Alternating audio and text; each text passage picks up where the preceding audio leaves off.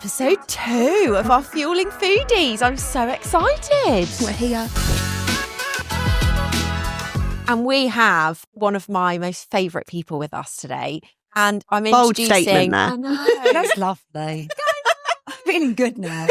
We're here to just boost your confidence. That's actually what we're going to do. Thank you. I'll stay. Yeah, please stay for every episode. So we've got Cathy with us from Boundless, and I met Cathy when we were at Whole Foods with By Women Built, and she was there in these amazing leopard print trousers, and I was like, I need And we her. love a bit of leopard print. Who doesn't? Who I was doesn't? like, I need her in my world. She's amazing. And I didn't know anything about Boundless at that point. I hadn't actually seen the product. You know, I didn't really know a lot about it. And then you instantly put your arms around me and I was like, I just need you. So But you're very Cathy, cuddly. am I? Absolutely. Absolutely. I think I shoved a camera in your face the first time. I was like, get in a picture. I felt very packed. I was like, right, this angle's great for you. First time I met you, I was telling you what was your good side. So Cathy, welcome to Fueling Thank Foodies. you, Kate. It's such a pleasure that you are our first guest. Oh, I'm so excited. And look, I really wanted to bring you on because I wanted to talk about your journey with Boundless because it is so inspiring. Like, it's given me goosebumps even thinking about it. From the day we first met to now, watching your growth story and watching the brand unfold and all of those quirky things that you do with it that are just so fun and bold. That's really complimentary. Thank Oh, you. that's what I want to talk about today because I think there's so many other founders and brands that can learn from what you've done. So if it's all right with you, let's start. Oh, yeah, go. Let's do it. Boundless. Boom. Yeah, let's go in. How did it start? Where did it come from? So I think like you hear like lots of stories how people kind of, and this is how I started and stuff like that. And I think sometimes a lot of that is made up. Yeah. So mine is actually true, which probably is quite a novelty. But I worked in the city. Okay. And I basically worked in a trading floor and just basically ate rubbish all day long to fuel your body. And I was kind of much more in tune with trying to eat, to have some energy and carry on, not really thinking about food. And just really noticing like how that actually wasn't very good for me. And I decided to basically make my own snacks, but I was really interested in gut and about how that could help improve your overall well-being and your mental health and kind of your serotonin and all this sort of stuff. So I started making my own snacks that were obviously good for your gut and just literally for myself. And then I decided to leave the city and think, right, actually, I'm going to make this a business. Obviously, everyone thought I'd had a lobotomy. Do you know what I mean? Right, you're leaving the city. What are you talking about? This is where it's at, love. We make loads of money here and all that sort of stuff. Oh, yeah, I'm just going to start a food business. Probably got no idea if that's going to work whatsoever. But I'm doing it. But I'm doing it. You know what? But I felt, yeah. So Screw you. yeah, but for me, there was a real sense of purpose. And for me, it was about, I'm not the only person that kind of isn't fueling our bodies right. So it wasn't just literally, having a gut issue that made me think about gut, because at the end of the day, we all have a gut and we all have to look after it. And it really felt that like food that was being offered certainly in the snacking industry was still very much kind of driven just by, a taste, but actually not doing very well for you. Yeah.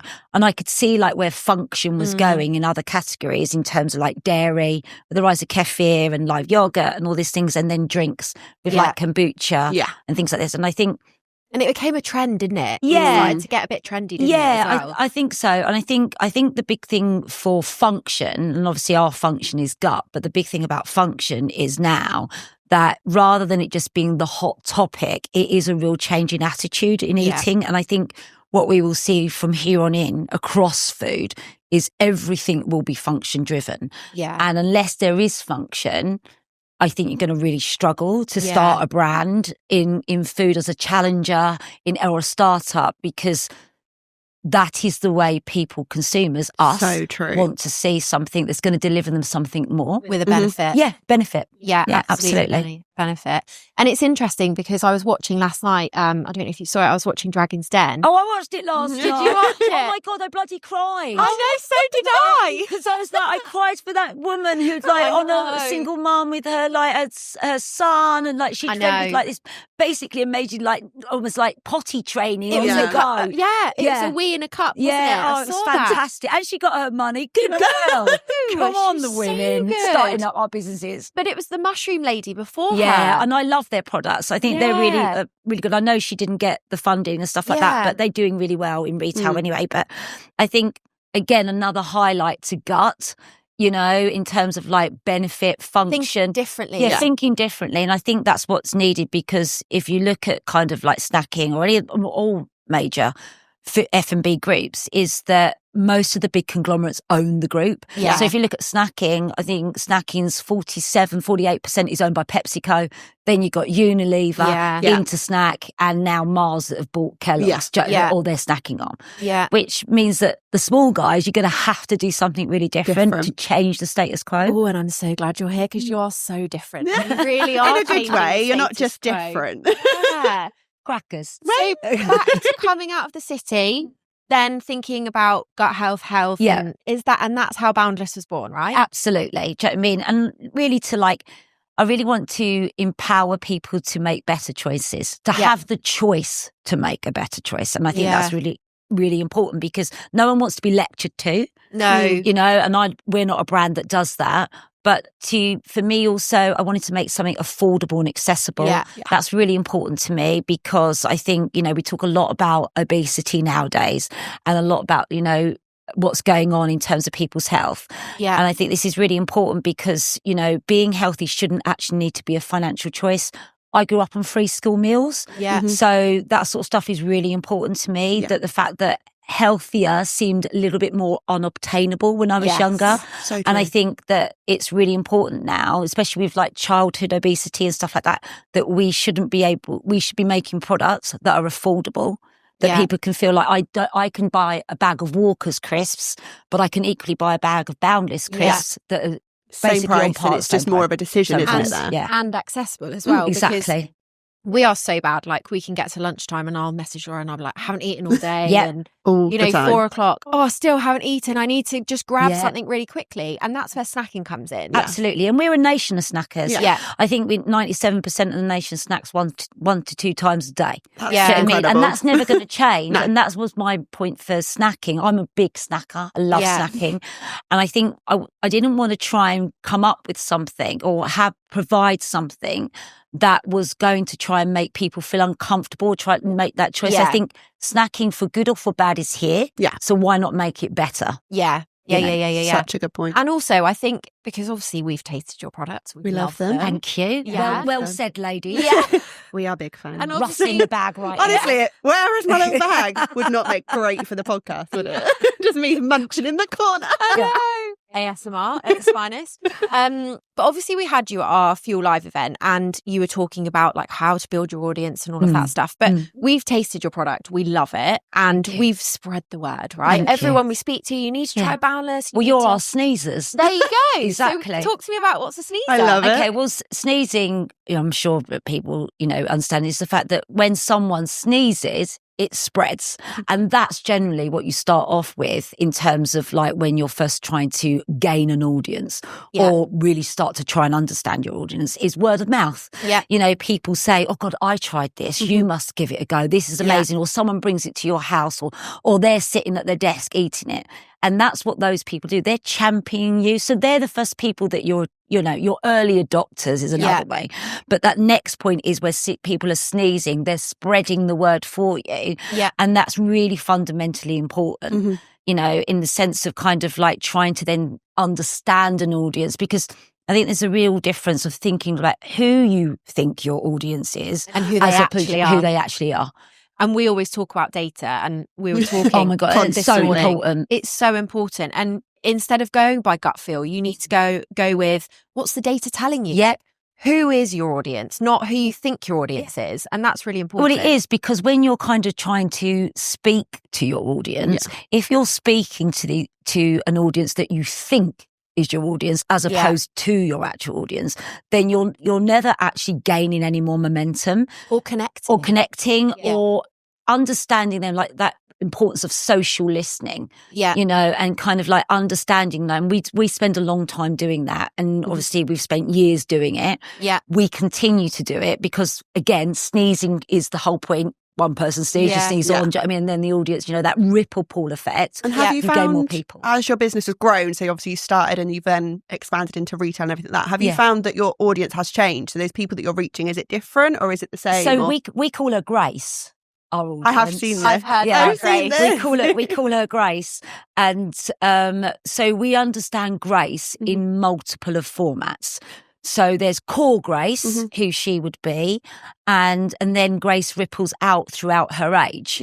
Sort of thing. And then there's people that want to be Grace. Do you know what I mean? Like, you know, I buy Vogue occasionally, but I don't live in Vogue. I wish I lived in Vogue. But I wish. Do you know what I mean? I am not walking the catwalks of Paris. Do you know what I mean? Because I'm in the real world. You know, but it's not, I do love flicking through the pictures. So there's those kind of things. So I think, and when Grace is in her multiple of formats, it's very then different where we need to capture in audience. So whereas somebody may appeal to us from a D2C point of view, that's going to be very different to Grace, who's the mum, who's looking at us from a multiple, as in like a supermarket. Very different to Grace, who is in the start of her career, who is now travelling on the train to her office. You know, so it's making sure that when you are listening to your audience, you've got the core, but you've got to have the ripples, how they grow.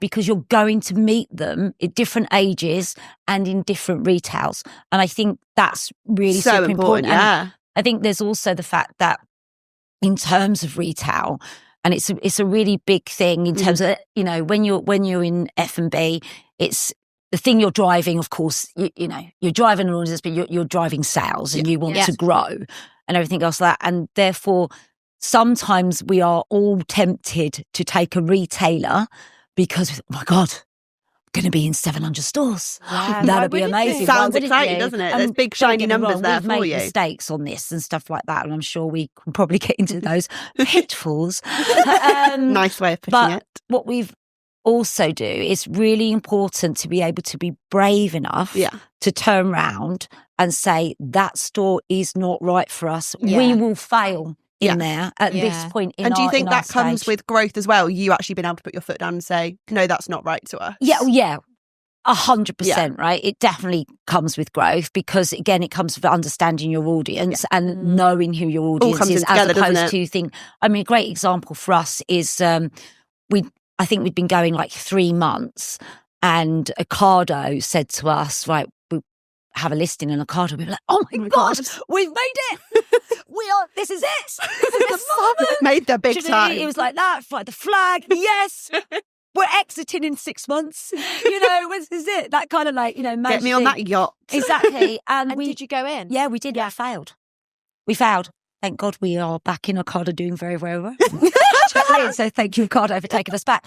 But we failed because we didn't know who the hell our audience was. We had no idea of like what ads we should be doing. We had no idea on the page format. We had no money to spend on kind of like any ads or social listening in that way and kind of stuff. And we failed. And we failed pretty quickly. And it took us nearly 3 years to get back in. And yet Ocado is now one of our greatest selling kind of accounts. And because we understand Grace in her multiple formats within Ocado. But yeah, that was a failing. Okay. I think I'm quite big in the sense of, yes, to fail you can learn. Which of course is fundamental. But I also have this kind of like juxtaposition with it in the sense of celebrating failure. 100%. Because celebrating failure actually doesn't help us. No. Do you know what I mean? And I know we see a lot of that on LinkedIn and things like this. Sharing your and of course, everyone wants to be kind, inverted commas, but it's not. It doesn't really help. No. You know, I think we do have to say that failure isn't what we set out to do.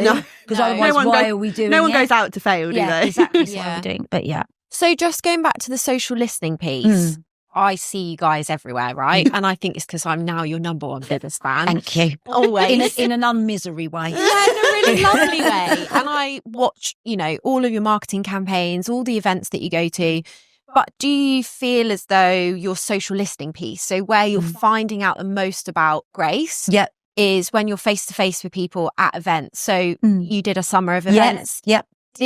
Has that been the most fundamental listening part, or is it a digital listening piece? I think it's both. Okay. I think when you're out sampling events, and we are constantly out sampling, it's very important to meet your consumer face to face, because they are going to say things to you that you'd never hear. Yeah. And certainly if they don't know you're the founder. They're like, and it's not till afterwards that you say, "Oh, by the way, by the way, this is my baby."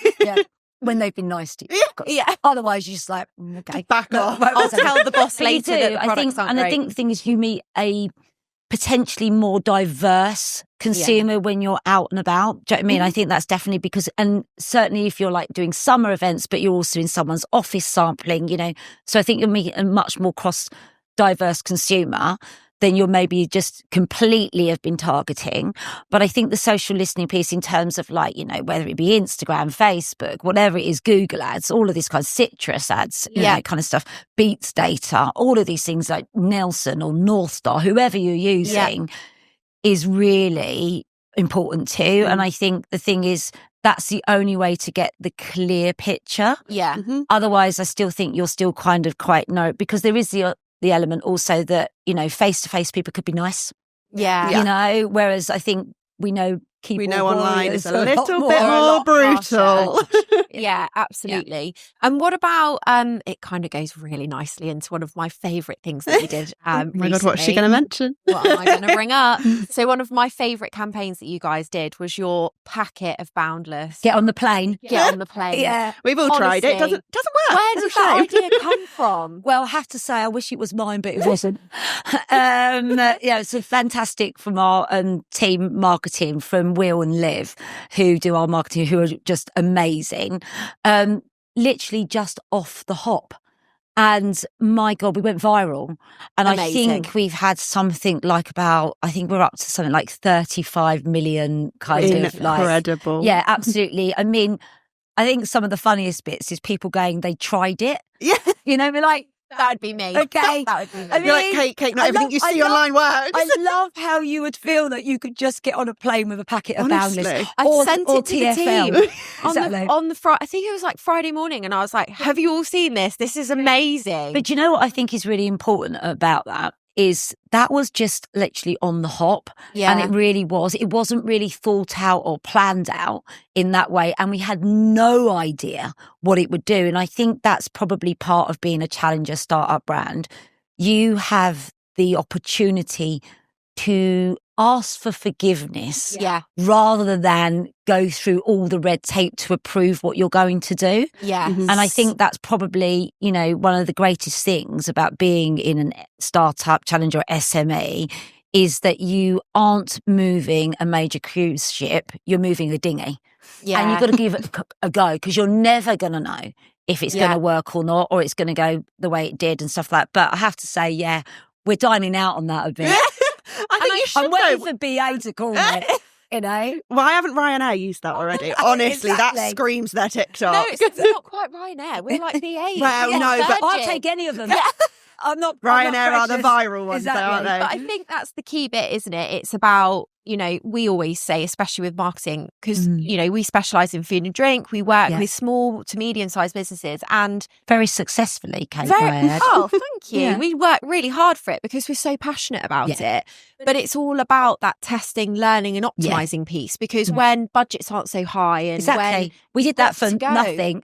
Someone actually was going on holiday, and that's the thing. But I think that's the power, isn't it? That we talk about. We were saying it before, that being real and just that just raw content is now where organic reach is. Don't over marketed campaigns on social media don't work. Yeah, and that is the power now. We worked out as well. Had we spent money to try and make that work. It was like well over £1 million, which I can assure you we don't have. No, you know, but then no one does I think spend on social media campaigns. But I think to get that reach. It's hard, isn't it? Do you know what I mean, in the sense of knowing what will happen, and you can't know. And that's what we've said as well. You'll never know what's going to go viral. And even obviously, you guys have had that viral video. We don't know if we can do it again. You can do exactly. No, there is no written rule of how you did it and what worked and why people loved it. And we say, you're no one unless you get a decent assist, right? And we got a couple of them for that. I love it. Do you know what I mean? But we held on as long as we could for the London Underground. Like, until we got about the third one, we were like, okay, we better take it down now. Probably just stop now. That sort of stuff. Love that. Yeah, and I think being, something that you guys always advocate is being bold, right? So, and I'm going to use another one of my favourites, the credit card. The credit card moment. Credit card. Can you tell she's the biggest fan? I'm your biggest fan. Bless Kate. We have to sometimes tell her, like, come on, there is other brands. Come on, Kate. The credit card moment, like the credit card had gone missing. I mean, look, you tell me. Oh my God, right? Yes. I bloody didn't know, right? Literally, the wind-ups they do for me. And you would think, right, that at my age and my life experience that I would get that they were winding me up. And I don't. All the time, honestly, I was literally like, yeah. Well, what you done with it then? And then I literally, like, I didn't realise, but I'd gone on into my, like, that's it. Now I'm going to have to phone the bloody bank. I'm going to be on that for 2 hours. And they like cracking up.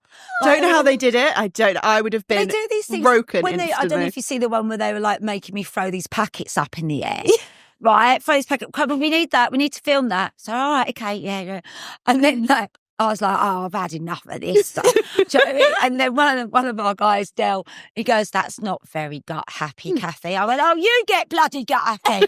It's just like, and it's the off the cuff moments that are so real. We tell Kate and this I think that's all the thing. It's the time. Real. And I think we live in a world where, in terms of social media and things like that everything is so unreal to look real that I think we find a lot of time people are trying to stage real, and what actually is real is so much more appealing to people. And personal. True. Yes, so much more personal as well. Yeah. But I think there's a difficulty there, isn't there? Because when you grow a brand, you build a brand, you become so precious about it. Yeah, I understand that. And I think it's really difficult to disjoint from, how do we take this brand from the point it is now and how do we grow it? And I just think you've totally grasped that, because you've had a brand, you've got the great product, there's appetite for it, and you've just let the brand flourish. Yeah. I think that's really, really important. Thank you. I really appreciate that. I think in terms of how we work at Boundless, we work, and I instill that within the whole team, is we're very collaborative. Yeah. There is no such thing as a bad idea. Yeah. Let's have it on the table.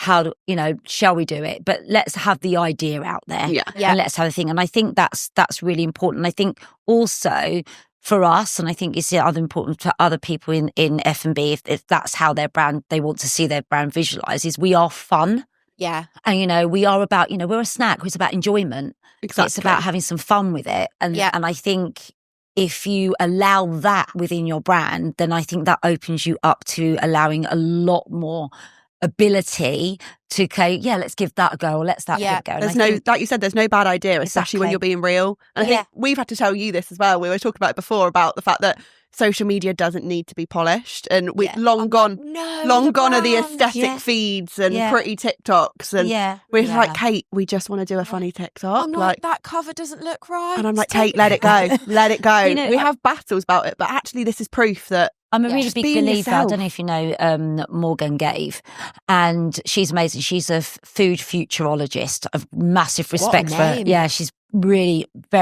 I really respect her. And she's been talking about for the last few years about the imperfect now being the perfect. Yeah. And she talked about the fact that unpolished is going to be much more what people want to see, because people can't live up to perfect standards, because life isn't like that. Yeah. So I think that's really important. It breaks that fourth wall, doesn't it, about actually what's real life, and am I going to be more likely to buy a product from someone who is just like me? Yeah. And actually they understand what I need, and I don't have time when I'm walking the dogs at this time, got to start work at this time, want to fit in, go to the gym. Oh my God, where's my lunch break? Rather than than they've done 5 hours of yoga before they got up, and then it's that whole. We've all got the same 24 hours in a day. Steamed everything before. I mean, it just been in a sauna. Exactly. And then, by the way, I still look amazing. Yeah. I suppose it must be like when you first have a boyfriend, and then you wake up in the morning, and you just think to yourself, and you quickly go to the bathroom, put all your makeup on, and lay that down. And now we're all here in our Christmas pajamas every morning. This is how glamorous I look, rather than my hair's all over the place, mascara running down my face. In your big fluffy pajamas. Exactly. Morning, I'm not looking. Yeah, exactly. I think it's that, It's right? so Honestly. true. Everyone actually, we all are there looking ugly and snacking away. Ourselves. We're all be ourselves. yourself. And I want my brand to make me feel comfortable. And you know what? That's what Boundless does. And I think it does it so well that I can feel comfortable sitting at home. I might not have gone to the gym, but I'm eating a healthy snack. Yeah, you know what? exactly. I'm not being judged for that. And it's not that level of, needs to be removed. I'm not being gut healthy because I've not done this, and this. I can still enjoy my Boundless snacks. Making small steps. Exactly. That's what's actually more obtainable 100%. and actually more sustainable. Yeah. So that's dovetailed into marketing. We've kind of touched on it. You know, we sit in it. We live and breathe digital, literally live and breathe it. Impressed. I am Thank impressed. you. Thank you. It takes a lot. But your biggest learner, I guess, for food and drink brands like you that are looking to grow, looking to scale, what is your number one biggest piece of advice for them from a marketing perspective? Because we can tell them, right? But I want to know what yours is. Yeah, okay. I would be very much like, you got to be true in terms of, from marketing, in terms of like how you are speaking as a brand, be true. Because if you are trying to get out there and understand or attract a consumer, I think you're going to be very much found out very quickly if you're not true. So it's like having those core values that are lived through your marketing. So who you're appealing to, in what way you're appealing to them from a marketing point of view. You know, whether it's kind of like, you know, advertising in some way, you know, in terms of whether that be social media or you're taking an advert in a magazine, whatever it is, you need to be true about what you're saying, and you're going to have real core values as a brand behind that. So what are your core values? So honesty. Love that. Is really important, and I like us to try and live our core values as a team, as well as the brand, but what we are giving to our consumer, integrity. You know, is again really natural. Is really important to us because of what we do. Well, you're giving people food, aren't you? You know, community, because snacking's community. We are a community. 100%. That's what, and we try to underline that by sustainability. And sustainability isn't just having like the best packaging that's sustainable. It's about sustainability in terms of your whole chain, but in terms of like also what you're doing with your consumer. Is it sustainable? We'll do what we can sustainably. Do you know what I mean? That sort of stuff. And I think that's really important, having those values. Like, you know, we work with a charity partner, Frank Water, which I've worked with from get-go. That's really important to me, because I think you should do good from the start. And it's not something you should just think, well, I need to do that. You don't want to do it to show face, do you? Exactly. It should be something that you believe in yourself. And I think that honesty, you know, we always say to our consumer, we've got your back. And I think that's really important. We've got each other's back as a team. And I want our consumers to know that we are never going to let them down. We're never going to make something for you that isn't true. But I think that shows, doesn't it, that you are such a strong team and that you've got that foundation and belief behind you, that it shows through in the product and the marketing and the business. Like, it's not just you're putting it out for the sake of it. Like you said, you started it because you wanted it. Yeah, exactly. You didn't just start it because why not throw another product out there? You actually believed in it to get go. And I think that shows throughout, and that's so important nowadays. To your point, Kate, about like, you know, it seems like we're everywhere and all this kind of stuff, which of course that's the whole point, isn't it? You see, like, means marketing is doing great. But I think it's also that sort of stuff. It's also, you know, being able to reveal that it's not perfect, you know, and that's the marketing. I think is it's real. It's true. It's the new form of marketing. 100%. Yeah, exactly. 100%. You know, which is very alien to lots of the big conglomerates, which is why they get nervous about challenger brands and SMEs, startups. Because they're not afraid to make those mistakes. If a big brand makes a mistake. And they're not afraid to call it out. But when they get nervous, though, how exciting. Yeah, you get a little bit like, love it. Love stealing market share. I mean, I love it. I mean, you know, again, when you talk about data, that's really important for us because we can see that we are actually growing the function category in snacking. We are the number one driver for that, which is awesome. Amazing. But it's also, that's really important to us because it knows that we are doing the right thing in the right channels, but it also means that we're bringing our consumers along with it, as in we are gaining kind of thing for the right things. And and obviously the big guys do get nervous in that way. I mean, in the sense, obviously, they're billions and billions and billions, but they do. And I think if there wasn't for brands like ourselves and other brands within the F&B space challenging, then we would still have a lot of rubbish sitting on the shelves nothing would change. Nothing would change. Everyone would get too Everybody comfortable. would just get comfortable with what's on the shelves. They wouldn't change. They wouldn't change. They'll bring out more stuff that is the same crap. Do you know what I mean? And we'd all buy into it because there's no one making us think. Yeah, exactly. And these categories have not been changed for decades. I was just going to say decades and decades. And so it's exciting. Yeah, it really exciting. Is. Because it really impacts all of us. Yeah. So going back to that stay true bit, and obviously your marketing mix, and that means that because your market share is increasing, that you know what to dial up on. Yes, exactly. So that's where that data piece is then really fundamental. Fundamental. And I think also from a data point of view is that, when you're trying to pitch into getting into new retailers or something, data is now starting to become really important because just saying, what types of questions do they ask? Well, they would want to be how many followers you've got? Yeah, they will ask about followers, but it's like what's your engagement? Yeah, followers we could all you could have 200,000 followers, but you get like one like. Yeah. So what does it really mean? Or you're following 200,000 people and 200,000 people are following you back, that sort of stuff. Things like, for us, I think we did quite a brave thing recently. Like we used Klaviyo as kind of getting out a newsletter and things like that. And we literally culled our list kind of like, and that you should. But you should. You should. But it's brave because you think to yourself, okay, we've got these tens and tens of thousands of people on our subscribers list, but how many of those are really actually engaging? Yeah. And I think when you cull that, then what you're actually doing is you're actually really giving space for the people you want. Exactly. And that actually then helps you grow. So I think things like that are really super important. Yeah. And I think it's brave to do it, but it's it is really necessary. Brave. Because like you say, when you go into a retailer, they will ask, how this is it. Database? And this is the thing, the questions that they're asking is, it's like, definitely the big retailers love viral stuff now. Yeah. They're so onto TikTok and, those kinds of things because they know, I think what is really important is the average consumer in a supermarket is aging. Yeah. And they have real problem with getting a new audience. And what they're looking for, most of them will be looking for, is that you're not just stealing from somebody else, because that just means all you're doing is from existing market share. Exactly. Yeah. They want you to grow the category and being able to, reach your consumer in that kind of new way is something that the big guys don't do. It was over lockdown, wasn't it? Those like ice cream things. Can't remember what they're called. That's it. Moons. They absolutely blew up. They sold out of Tesco like every single day. And she's a wonderful female founder. I mean, she's incredible, isn't she? Yeah, she's absolutely awesome. But that all happened from TikTok. Yeah, it did. That literally all happened. Yeah. So the supermarket didn't need to do anything for that, and they were getting constantly sell out, and that proves that actually the brands need to do their own marketing and they need this themselves, don't they? So you're totally right. I totally agree. Which I guess goes into that sort of retail and online piece. Yeah. And again, it's a conversation that I have probably every day. Like, okay, we're selling into Tesco. We only do a small percentage online. We don't really focus into it.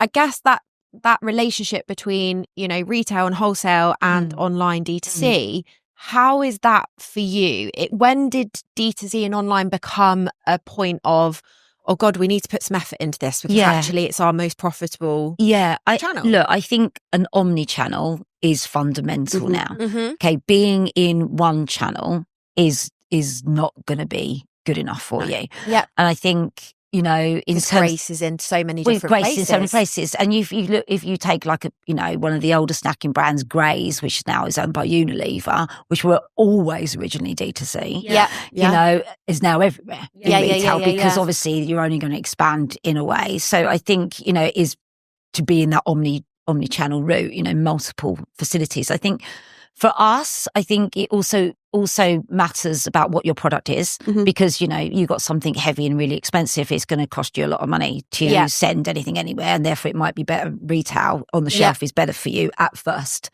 kind of thing. But for us, you know, we've been trying to build our D2C for quite a few years. What accelerated it was COVID.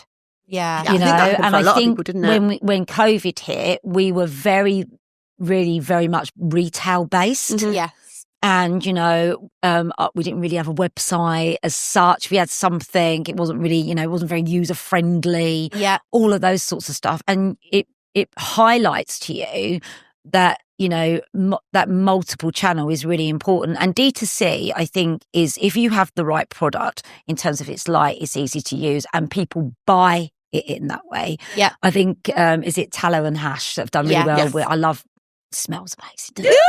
You know, Tallow and Hash have done really great. And even like one of my friends who runs Hunter and Gather. Yeah. Do you know what I mean? Oh, I love Amy. Oh, Amy's gorgeous. She's amazing. She's epic. Yeah, again, very much started on that D2C route. I think the thing is, it is a great way of getting information about your consumer. Yeah. You are speaking to them directly, which is excellent. But for us, we were forced into it. Yeah. We shouldn't have been. We should have been more on it. But that kind of helped us start, and then that's kind of worked for us. But we still have to play around with that. Yeah. Because some people think like, I don't actually want to buy a whole box. Yeah. You know.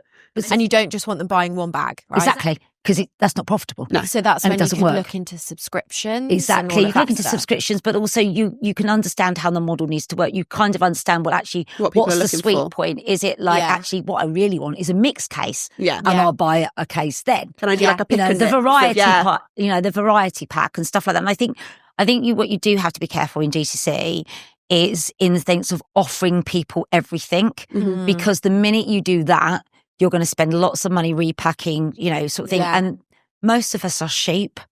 We like to be told, we like to be like, okay, don't want to think, but still think that we're making a choice. Oh yeah. And I think so that's a really important part to learn about D2C. Yeah. And then what about, so a lot of our clients, they rely really heavily on NPD. So new products, right? What does the future of NPD look like for Boundless? Are we going to have like some exciting bold? Yes. Well, we're actually in the middle of NPD at the moment. I'd love to tell you, but then I'd have to kill you. Obviously. Damn. But I'll send you the first packets.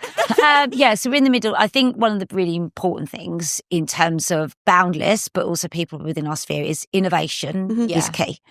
And I think it's important to innovate because that's what challenger brands are. I think it's important to innovate because you need to continue to capture more of your audience and stuff like that. I mean, they always used to be do one thing and do it well. And that's obviously worked for certain people.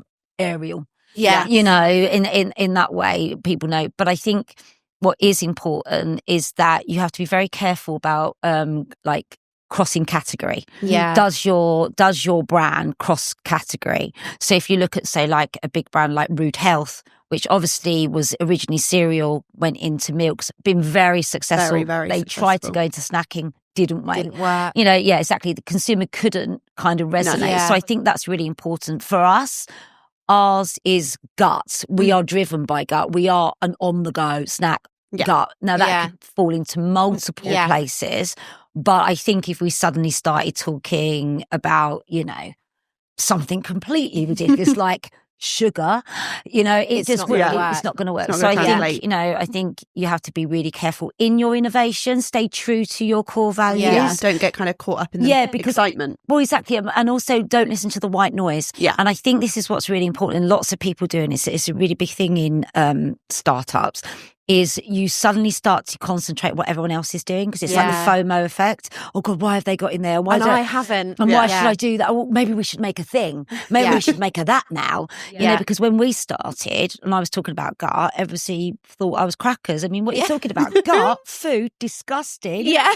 How's that going to work? No one's going to care about that ever. And I think that's important to stick to your values. Yeah. And not deviate as hard as it is into a category that just looks like it's now on trend. I mean, look at the moment, everything's gone green, right? Everyone's eating matcha and everything. But now, of course, can't say I'm not the biggest matcha fan. Right, but okay, so it's brilliant. It's working for Perfect Ted. They're awesome. Oh my God, my favourite matcha brand. Exactly. Well, glad they're flying the flag, right? Yeah. But there can't be 200, 300 matcha brands. It's not going to work, right? Because that isn't what's going to happen, and the big guys, they'll make, like they'll put a bit of matcha in. And if that fails, that's not a problem for them. But when you're a startup, that's going to be a big bloody problem. Huge problem. So don't just follow a trend. Don't just follow a trend. Cause it's not sustainable, is it? No, Whereas it's not. Perfect Ted, for example, that is what they do. Well, this is what they do, and they're going to smash it. Yeah, exactly. But because I'm saying that because I am their biggest fan. Excellent. And they're great, and they do what they do well, and they can evolve that innovation in that, because that's what they're known for. If they suddenly started making things purple, it would look odd. It's gonna be weird, you're in it now. And I think what we see as well is clients will have a product range, right? They'll have had it for 10, 20, whatever, however many years. Cull it. And their customers are, some might be buying, some might be just watching, and then they create an MPD, and it, we've got one of our clients became their best-selling product. So I think there's there's two sides to it, isn't there? Yeah, there is. Stay true to your values, but also try and think about your grace, your consumer. Yeah, exactly. Yeah, and we try to do some consumer listening on things like that. Kind of get what would you like to see more? Yeah, exactly. And I think that's really important. Also, bringing your audience basically on the journey with you. Yeah, because people want to be heard. Yeah. And therefore, if you're asking, well, what flavour would you bring out, or what would you do, or what would you like Boundless to do next? Yeah. I think it's they feel involved. Yeah, exactly. Feel involved, because then they feel like that kind of the journey. It's like you care about them as well, don't they? Exactly. They feel like they're cared about by the brand. You're listening to them, they're being heard. And I think that is important. And I think to your point though, also, Kate, about in terms of having multiple innovation, I think you have to be really careful. You should know what isn't selling and why it isn't. And if it's not, rather than just holding on to the end, just think, okay, I need to cut that. Yeah. And I think if you look in terms of retail, very different on D2C to a certain degree, right? But in retail, they're not going to give you, I'm not going to walk into Tesco's and then they're going to go, by the way, I've got 12 flavours of chips. Yeah. So can I have 12 flavours? No, you'll get 2 or 3, Cathy. That's it. Yeah. Because you're not PepsiCo. Yeah. So I think it's really important that you don't just innovate for innovate's sake. Yeah. You do it with thought. With and purpose. Yeah. And I think it's also important to cut back on products that you've got, if they don't work. And I think it's also really important for a business, because you're cash flowing products that don't sell, and that is not a good position. No, I was going to say that's a really, really difficult one, isn't it? So 2025, we are in, what we are now, March, can't believe it. 2025, and looking into the next sort of year, what are you guys focusing on predominantly from a growth and marketing perspective? Give us a teaser. Yeah. Don't tell us too much. Don't give it all away. No, I mean, okay, in terms of so we've obviously got campaigns that will run through the summer. I think we are really strong about that kind of repeating our kind of purpose and repeating that across multiple channels in order to do that. Because I think even though you might think you've heard it a million times, the whole point is not everybody has. Yeah. And that's what's really important, I think, because I think you can easily go, oh, should we say it like this now? Yeah. As opposed to, no, let's keep going. on repeat. And I think, like Nike, just do it. That constant just keep saying it. So I think, we've got obviously summer campaigns worked out and things like that. We've also got, obviously, we do Guttober. So we've got a big campaign in October about Guttober, and we've got some really big retailers that want to get behind that now, which is great. And we've been, obviously, this would be our 3rd year of Guttober. Awkwardly looking off camera for confirmation. Exactly. 3rd year, please. 3rd year. And the first year we did it, we kind of started, it was kind of not that too much noise. Last year it was a lot bigger. This year it will be a lot bigger, which is great. And spreading that word. I think in terms of where we are in terms of pushing, we are again quite across a lot of omni-channels now in terms of D2C, we're in food service, we're in travel, we're in retail, high street and stuff like that. And I think it's leveraging on that. I think sometimes we all think that, more stores we get, the bigger we are. Well, in actual fact, what's better is to make sure the stores that you're in you are smashing your radius out. And then that way, when you go on to the next bit of leverage in terms of volume of multiples that you're in and stuff like that, then you can use that. I think it's really important to make sure that you've really smashed where you are and what you've done. So as much as we want to run like Forrest Gump, you just have to take those moments. Yeah, you do. You have to rein back. Analyse the data. Yeah, number one thing. Analyse always the data. Data is going to help you get everywhere now, and you can't really survive without it. Yeah. So one word for 2025, what would it be? Exhausted. And we're only a few months in. One word. Boom.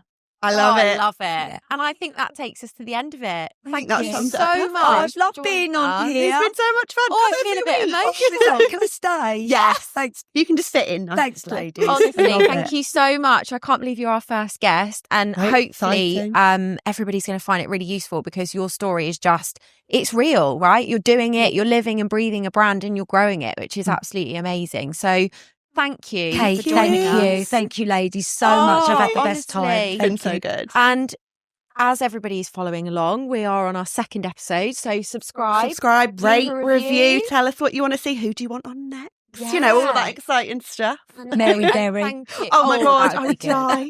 I know. Thank you, Cathy. Thank you, Kate. Thank you so much. Thank you, ladies.